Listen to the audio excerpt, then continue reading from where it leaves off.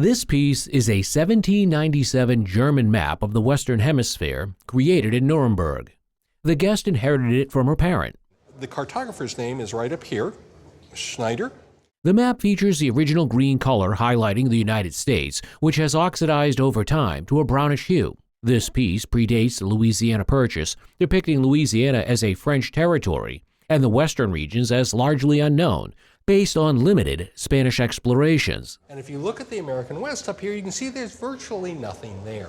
German maps of this era are known for their detail and accuracy based on the knowledge available at the time.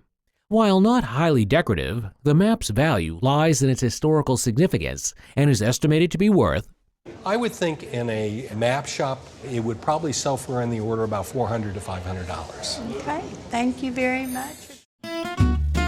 This Indian figurine was brought onto the show by this guest who inherited it from her great-uncle. The figurine had been placed outside a tobacco store for many years. Had it outside the store and people would take their pictures with it. She said there's generations of families that took their pictures with this Indian. Furthermore, this piece was carved from white pine and polychrome painted, but it has lost some of its paint due to the passage of time. The surface of the figurine has baked due to decades of sun exposure. The carver of this fascinating figurine is John Philip Jaeger, a German-born American carver well known for his incredible craftsmanship, especially in molds, ship pieces, and store trade figures. This item dates back to circa 1870 to 1880. Additionally, at the back of the figurine, we can see that it is less sunburnt and retaining more color due to lesser exposure. Although this piece has suffered some wear and undergone minor repairs, it is still estimated at auction to be worth, I would put a retail value of $20,000 to $25,000 on it. Oh my goodness. Wow.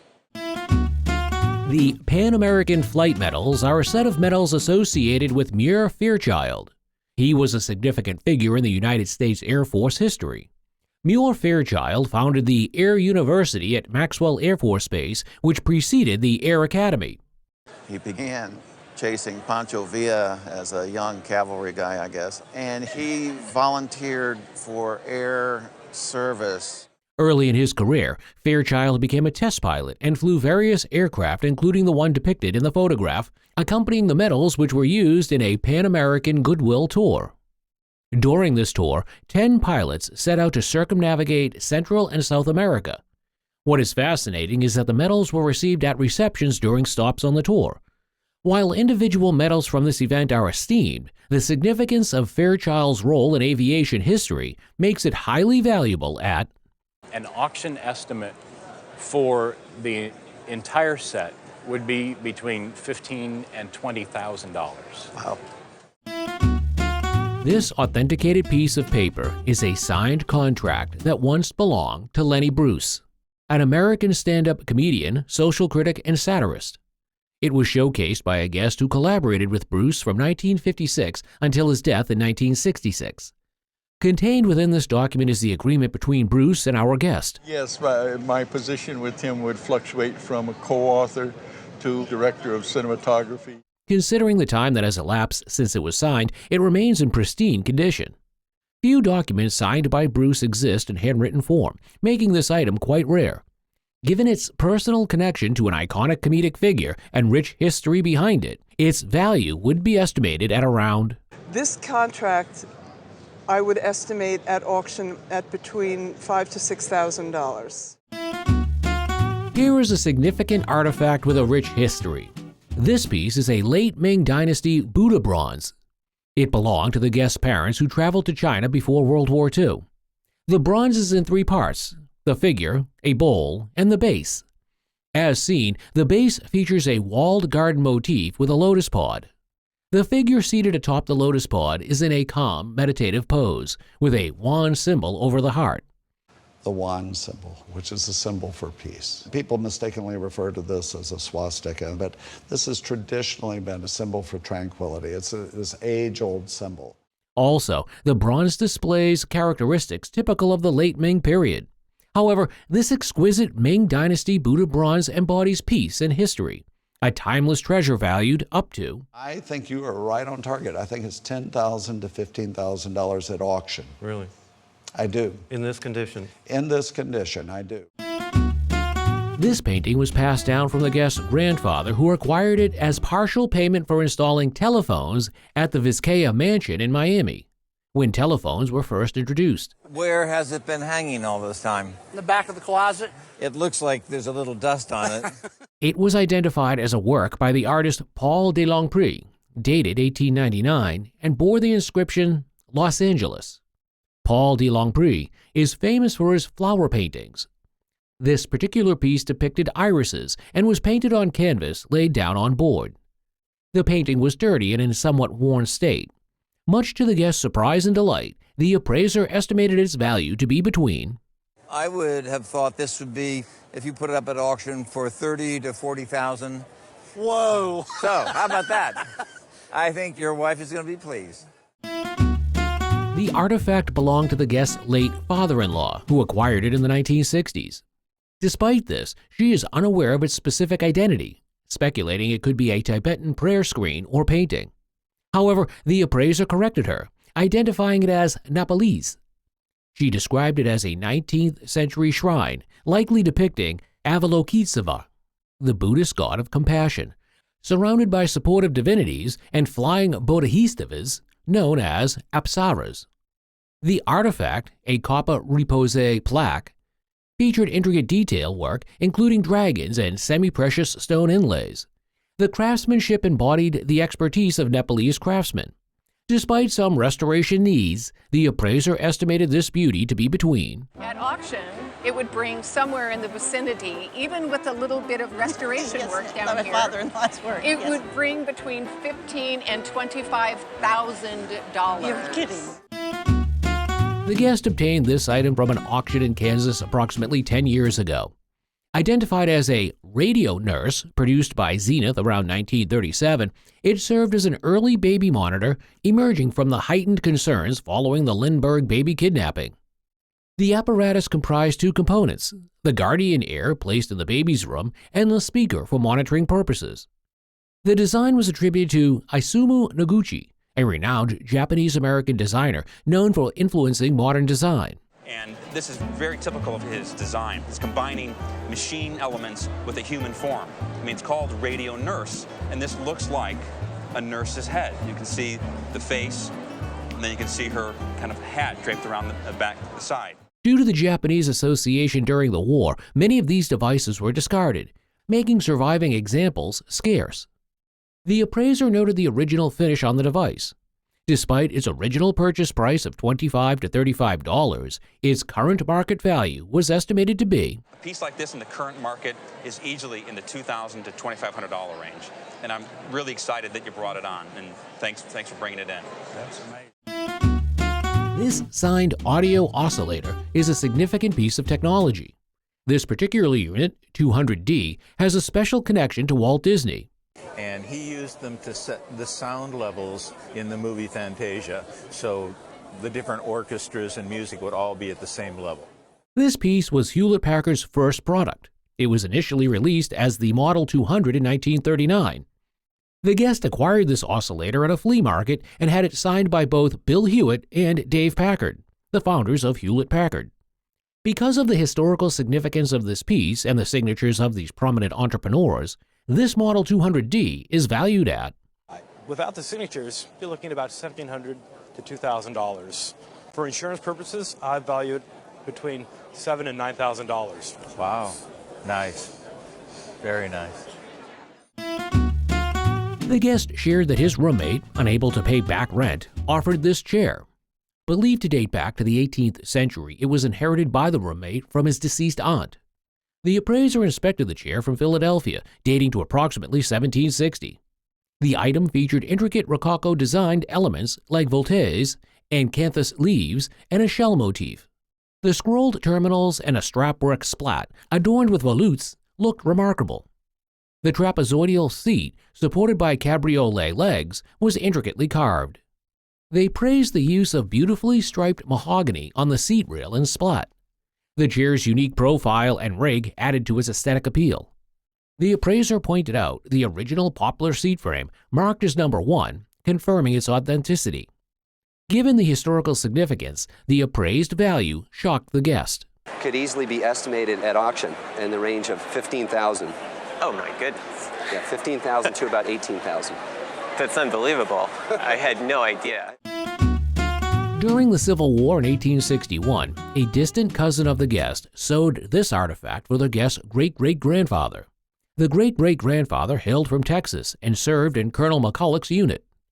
After their enlistments expired, many Texans transitioned to different organizations outside the state, seeking to continue their service elsewhere. It's rare to know both the maker and the user of such historical items. Guest fondly imagines the artifact as a battle flag. It's what I like to imagine. Whenever I was a kid, I liked to imagine these were bullet holes, but I never had any idea, really. Yeah, I think the moths have done more damage to your flag than the Yankees ever had a chance to do. However, it was likely a personal item for the ancestor rather than a battle flag. Its double-sided construction suggests it was meant to be waved, not just hung. The flag features 11 stars, suggesting it was likely sewn after Tennessee's secession in June 1861. Kentucky and Missouri never officially joined the Confederacy, despite some anticipation. Guest recalls a collector offering $7,000 for the artifact about 30 years ago. The appraiser estimates its current retail value to be between $10,000 and $15,000. That's beautiful. That's awesome, man. Great to hear. The guest recounted acquiring the toys around 55 years ago in Germany. They were found in the ruins of a building, possibly a toy factory or store. Despite the damage, the guest salvaged several intact boxes and took them home. The appraiser recognized one of the toys as a German staff car. The other item turned out to be a lithographed tin clockwork bus manufactured in the late 1930s. They were intrigued by seeing the amazing toy in action, exhibiting great features. We click it on, and there it goes forward. There it goes. Wait a minute, don't have a. Oh, look at that. The item also came with the original box, which increased its worth. Unfortunately, the appraiser was not able to find records of this specific toy. Given its uniqueness and appeal to collectors, the value suggested was The value, it's hard to say, but I would say $1,200 to $2,000 on this one. Very good. This one is worth about $1,200. Presented on the show is an underglaze bud vase. It was made by Haviland, a company founded by Americans in the Limoges region of France. Interestingly, the vase features 3 openings and is designed as a flower holder. At the bottom of the vase is a mark that indicates Haviland Limoges. Also, the decoration is done using underglazing painting. Essentially, the scene is painted on here, fired, and then another glaze, a clear glaze, is put over the top of it and fired again. Haviland began producing underglaze pieces in the early 1870s. Their introduction to America at the Centennial Exhibition sparked a trend in underglaze decoration in the country. However, given the unique design, history, and quality of this piece, it would easily sell for, In an auction setting, somewhere between $2,500 and $3,000. Very good. Very good nice. indeed. That's better than $50. It is. Several pieces of vintage fishing equipment were discussed at the show. It included a Jim Payne split bamboo fly rod, a creel, and a Philbrook and Payne reel. The Jim Payne rod, dating back to the 1930s, had 2 tips, with a spare one in case of breakage. The rod featured a walnut heel and a German silver ferrule on the end. The second item was a creel, used for carrying fish while fishing. It was locally made and retrofitted with leather for durability. Despite a misspelled nameplate, the creel was highly desirable among collectors. The last piece was a Philbrook and Payne reel crafted by Ed Payne. The rare item was marked with the Leonard Company name, making it valuable. Each piece of fishing equipment was appraised for its value at the show. Retail value on this rod today would be $4,000. In today's market, retail this creel would be $3,000. Retail value on that would be $10,000. The guest brought 2 uniforms belonging to his great-great-grandfather. One of the uniforms was from the Mexican War and the other from the Civil War. The appraiser examined the Civil War coat, noting the eagle emblem with a blue background on the sleeves. The coat, known as a frock coat, was worn by higher-ranking officers. It also exhibited brass buttons marked by the Horseman Company in Philadelphia. The second, older coat, referred to as a coatee, displayed a classic cut.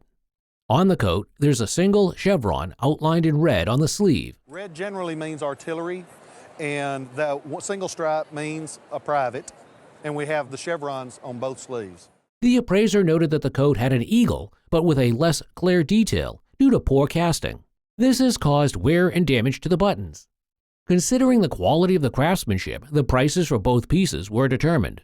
This coat would be valued somewhere between $5,000 and $6,000. This coat would retail somewhere between $7,000 and $10,000. Wow. Guest introduces Spot, a Colima dog believed to be pre-Columbian. Spot refers to the dog's spot-like markings, and the guest purchased her in 1999 from an art collector. I felt like it was something special. When I saw her, I just adored her. She was in an exhibition that I'd seen her in. So. Oh, really? Yeah. Collector claimed Spot was pregnant and referred to her as a female. Spot's original purchase price was slightly over $3,000. The guest felt an immediate connection and had to have Spot. Spot dates back to 200 BC to 200 AD with a remarkable patina. Features like firing marks indicate her ancient origins. Spot's construction and form are worthy of praise for her aesthetic appeal. She's considered a famous and sought-after piece within the Colima culture. Spot's value at auction today is estimated to be between She's worth $9,000 to $12,000 at auction. Oh my gosh. And just what a lovely piece of art she is. Yeah. Oh my goodness, I want to pet her. Current value has surged from $10,000 to $13,000, marking an impressive ascent. The guest brought in a treasure trove of historical documents related to her great-grandfather, Phil Margetts. Margetts, a pioneer in Utah Territory, wasn't just a blacksmith and a wine merchant. He was also a celebrated actor, considered the first prominent Mormon actor in the region. There is a citizenship certificate from 1857, a photograph of Salt Lake City, and even a small portrait of him. This photograph is of Margetts in character, performing as Mr. Toodles. These visual snippets were captivating, but the true gems of the collection were the letters. 3 handwritten letters from Brigham Young, the leader of the Church of Latter-day Saints, were particularly significant. The content revealed Young's strong support for Margetts' theatrical endeavors, even providing financial backing for the development of the theater. This other letter, penned by Margetts to his wife, captured a pivotal moment in history, the looming arrival of the United States Army in Salt Lake City. Margetts, in his letter, dismissed these rumors as nonsense, a viewpoint eventually proven wrong. Beyond the correspondence, the archive contained playbills, Margetts' personal diary, and even handwritten scripts. These items not only shed light on Margetts' career, but also provided valuable insights into the cultural landscape of Salt Lake City during that era. Recognizing the immense historical significance of the collection, the fair market value of this collection is, with a fair market value of $100,000 to $150,000. Are you kidding me? Not at all, no. The guest brought in a Herman Miller desk, a cherished piece inherited from her grandparents in Queens, New York. It is a George Nelson design from 1946 with its timeless design aesthetic. Nelson was a prominent figure in American design, who championed modern furniture throughout his career. This particular desk embodied everything modern, clean lines, functionality, and a forward-thinking look that transcended eras. This might be a potential replacement drawer made of ash instead of the birch used in the other drawers. While replacement parts can significantly affect value in many areas of collecting, this wasn't the case here. The functional features of the desk includes the file drawer with its open design and the dedicated space for a typewriter, all hallmarks of a modernist design. The leather top added another touch of sophistication. Its value is also influenced by the color of the leather, with darker tones fetching higher prices than the lighter colored ones of the guest's desk.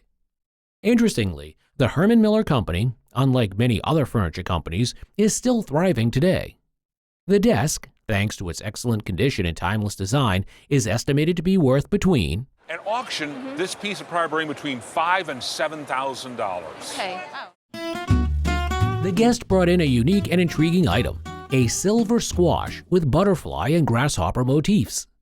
She had acquired it from a coworker for a modest price, drawn to its whimsical design. On examining the mark on the bottom, it is revealed to be Chinese silver from the late 19th century. This type of silver, unlike Western standards, was crafted from melted foreign coins, resulting in a unique composition. What is truly captivating about this item is the exquisite enamel work adorning the squash. The butterflies, grasshoppers, and fruits were all rendered in beautiful detail, adding to the overall appeal of the piece.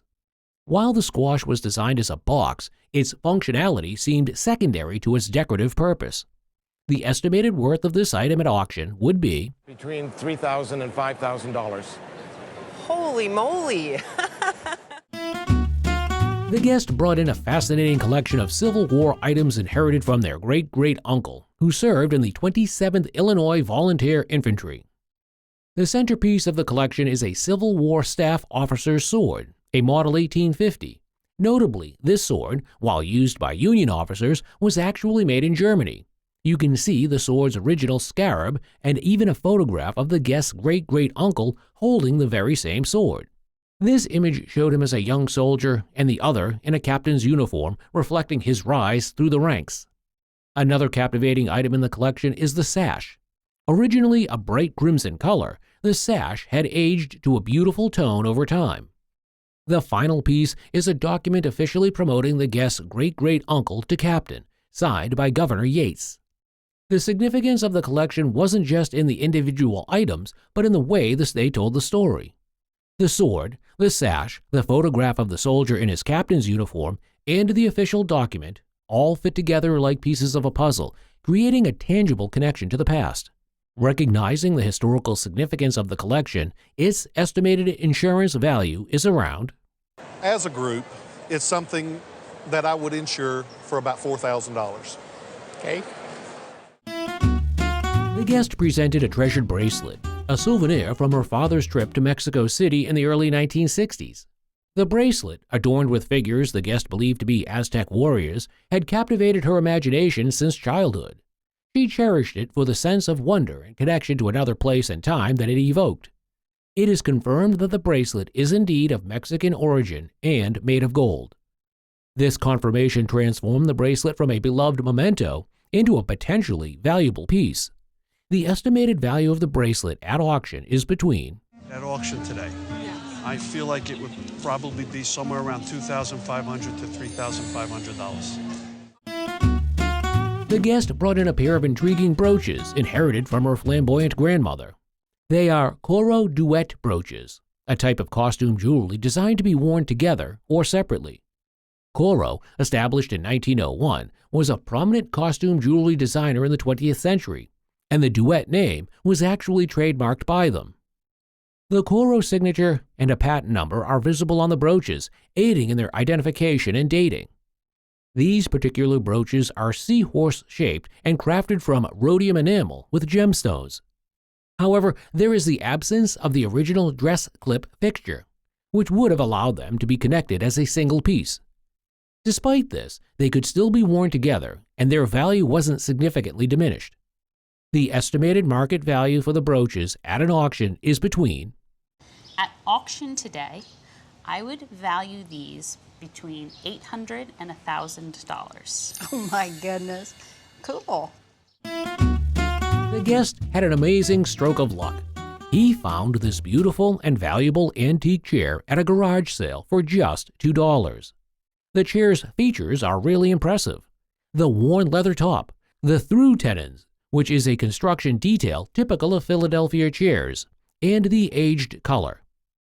These elements all pointed to the chair's age and quality. It is a circa 1770 Chippendale Philadelphia chair, a significant historical piece. The chair even has the original yellow pine seat frame and markings indicating it belonged to a set of chairs. This little mark here shows that it is chair number 1 from the set. The estimated value of the chair is around about easily $1,500. Easily $1,500. Let's take a quick look at this painting from the 19th century. It's one of the greatest works from its era. The beautiful image you see is Beatrice Cenci, a Moroccan girl caught with family issues involving murder, mayhem, and incest. The painting of the young lady was made by Guido Reni, before she was executed. It's fascinating to know that the painting was a central attraction to tourists who visited Rome in the 19th century. Many Americans and Europeans traveled to Rome to have a look at the painting based on the story they heard about the young lady. The paint was made in different copies, and people took it with them to their location. The particular one brought for appraisal at this show is a copy of the original, but it's unique because of its original and American frame. The painting at auction can easily sell for an amount around probably about $3,000 or $4,000 for I see. I've sold them before, but again, it's something we see all the time, and it's nice to be able to know what it is exactly, so they know that it's a real copy of it to an old master and not an original. That's wonderful. Well, thank you very much. You must be as inquisitive as this guest is about the chair she brought to the show for appraisal. The chair had been in her home for centuries. It has been there before she was born. The special feature of the chair, like the design of its hand and backrest, is a question begging to be answered in the mind of the guest, which prompted her to bring it for the appraisal. The chair is older than what you might have guessed. It was made in the late 18th century on the Iberian Peninsula. The exact country it was made is unknown, but it's definitely from one of the Mediterranean countries. It belongs to the family of European Rococo furniture. The pierced splat, the cabriole leg and ball, and claw feet all gives it away as Rococo furniture. This particular piece wasn't made in the city. The other end of it, not visible, is roughly designed. This clearly makes it a product of country craftsmanship. The furniture is made from some exotic wood, probably from mahogany or other woods with high value. It is hard to find furniture as old as with such quality in the world today. This fact makes this particular piece such a valuable one, and it could easily sell for. In an auction, we'd probably put a value at about $1,000 to $1,500. Really? Yep. Okay. The guest received a watercolor painting as a wedding gift from their father and stepmother. The artist, identified as Walter Baum, was part of a Pennsylvania artist group. It includes artists like Edward Redfield, Walter Schofield, and John Folsonby. They focused on painting Bucks County landscapes in a blend of realism and American Impressionism. Baum was renowned for painting outdoors and was passionate about his work. They discussed the story of how Baum used to attach his painting gear to the car and paint outside, even in bad weather. The appraiser pointed out that the painting was inscribed with Pennsylvania Scene, Posensack, 1955. The cherished wedding present's value was appraised to be around. I think at auction in today's market, it might bring something like $8,000 to $12,000. Oh my word. A brooch was presented on the show by a guest, originating from New York and crafted by Sam Kramer. This delicate item features a green pearl in its center and is made from silver. It serves the purpose of holding garments together. One might wonder how much such a well-crafted item would sell for. And I would say this piece was probably made somewhere around 1948, 1950. A fine piece of furniture is what we have today in the form of a cabinet. The cabinet was passed down to our guest from his grandmother.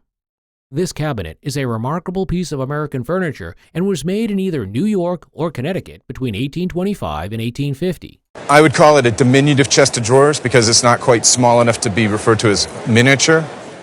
Glass knobs featured on the cabinet were made in New England, and tulip poplar was used in making the cabinet. Helps to make the piece all the more interesting. It's tulip poplar, which helps me put it into the mid-Atlantic. I see. Another quite wonderful thing is that this piece has never been refinished and maintains all its original surface. Original American piece of such quality that is untouched, coupled with its petite nature, would auction at It's $1,500 to $2,500. Now I need someone to want it. Presented on the show today is a chamber pot. Inside the chamber pot is a picture of William Edward Gladstone. Gladstone was the Prime Minister of Ireland. As with chamber pots, it was made using various materials, which included ceramics, porcelain, metal, and even wood. This piece is political. Be about $1,000 to $1,500. A political piece of this quality would go for. Shared the story behind her collection of Amelia Earhart photographs.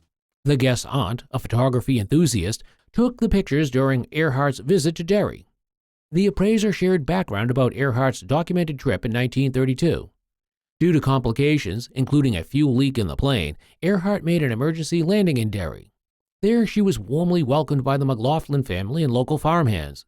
They discussed the significance of Earhart's journey as the first solo transatlantic flight by a woman. Even that day, it was actually the longest non-stop flight a woman had ever made, which was 2,026 miles. The guest's original photographs, along with the accompanying letter from the aunt, increased its value. The historical memorabilia's potential worth was decided to be, And the letter is in the $4,000 to $6,000 range. Oh, I'm surprised at that. Here is a pinnacle of the fashion industry in the late 20th century. It is a Biba fashion collection. The guest on the show had purchased these dresses and made a unique collection of it. Dress was in the Daily Mirror. My dad, who was English, used to get the Daily Mirror, and then that's when the catalogues were advertised. So I just loved the Biba stuff, so I sent for the catalogues, and most of these clothes are from the catalogues. These dresses were produced by the London fashion store Biba, founded by the pioneering fashion designer Barbara Hulanecki. Hulanecki was an English fashion designer known for her revolutionary fashion designs. She was appointed OBE in honors for her services to the fashion industry. Biba dresses were so unique during the period because they revolutionized the fashion industry with the panache of each dress and were very affordable for the public.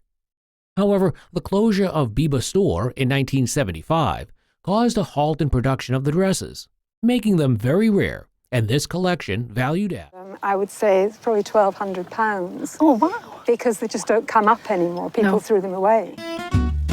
dates back to the 19th century.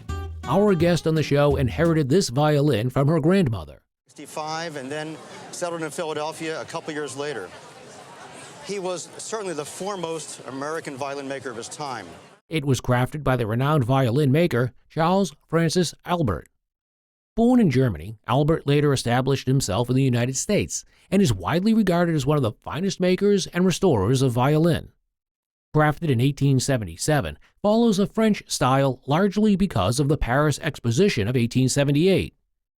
Unique features include the female head crafted as the scroll on the violin, and the design on the back indicates an attempt to replicate the Brescian Italian style of the 16th century.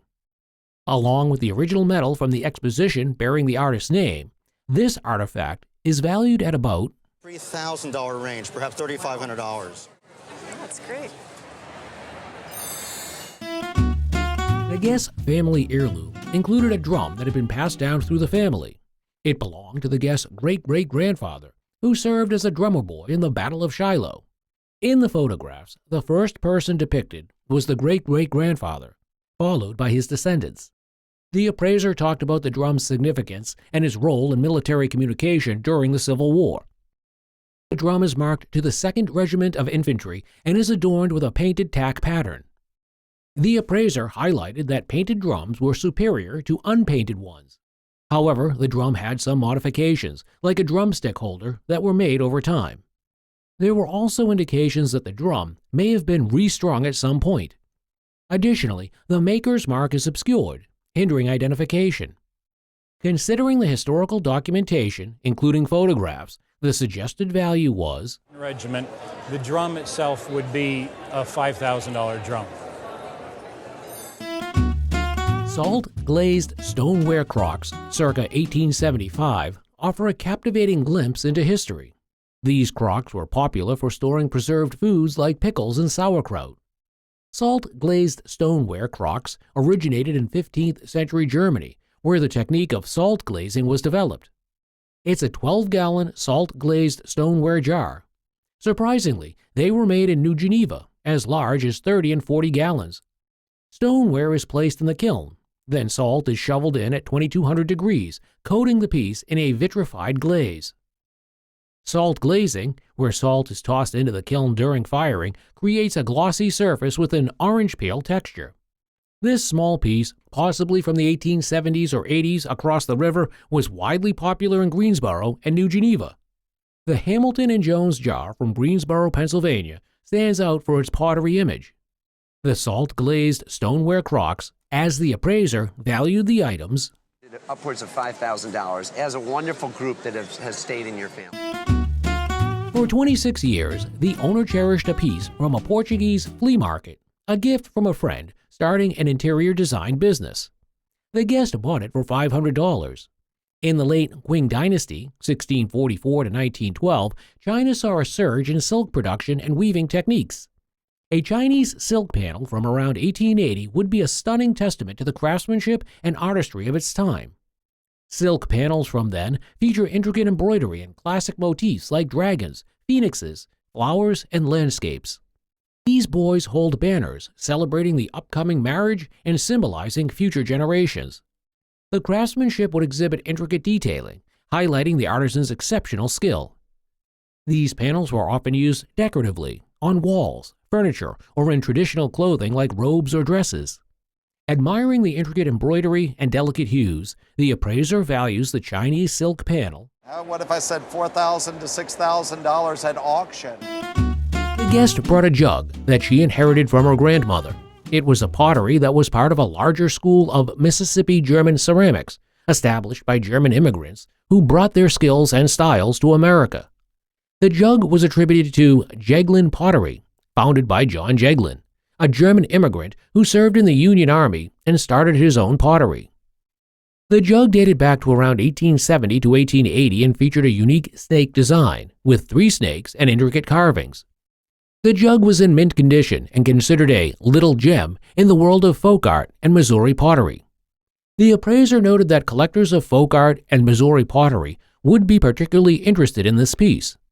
A similar jug was housed in the Missouri State Historical Society, further verifying its authenticity and significance. The jug's value was estimated to be today's market, $4,000 to $6,000. No way. Way. In 1936, the guest's father joined the Marine Corps and was sent to Beijing, China. He commissioned a set of silver as a wedding present for his sister. Now it is used at dinner parties because of its interesting dragons and stories. Insurance purposes, but all I could find was if I melted it down, what would it be worth? And I thought, oh. Silver set was made by the Ling Company in Beijing in 1938. The original purchase receipt is dated December 21, 1938. Guest's father was photographed outside the Imperial Palace in Beijing. Box is large and heavy, and its design and space indicate Chinese origin. Notably, the Chinese lock plate, and handles are distinctive features. The Chinese market for silver items has been growing steadily. Despite being made for export, Chinese buyers show interest in buying such items. At auction, the silver set could fetch between. At auction, I think that this would have no problem in selling for between $6,000 and $8,000. So it's quite a big increase. Yeah. The guest brought a collection of t-shirts onto the show today. These t-shirts were acquired by the guest from various events, places, and people, all affiliated with the LGBTQ+ movement. There are a total of 15 t-shirts showcased, one of which was worn for the Gay Freedom Parade in 1978. Due to its historical significance to the gay community, it is estimated to be worth between $600 and $900. Fascinatingly, LGBTQ+ art, material, culture, and items have become highly collectible in recent years. 2 other t-shirts featured are the National Lesbian Conference shirt from 1991 and the Proud Gay American t-shirt from 1993, which would fetch an auction value of around $100 and $200 a piece. Lastly, 3 other shirts are laid out on the display table. Each of them would be valued at auction for $2,400 and $4,100 for the collection. These items are an important part of the LGBTQ+ history in America, and their overall value at auction would be $2,400 and $4,100 for the collection.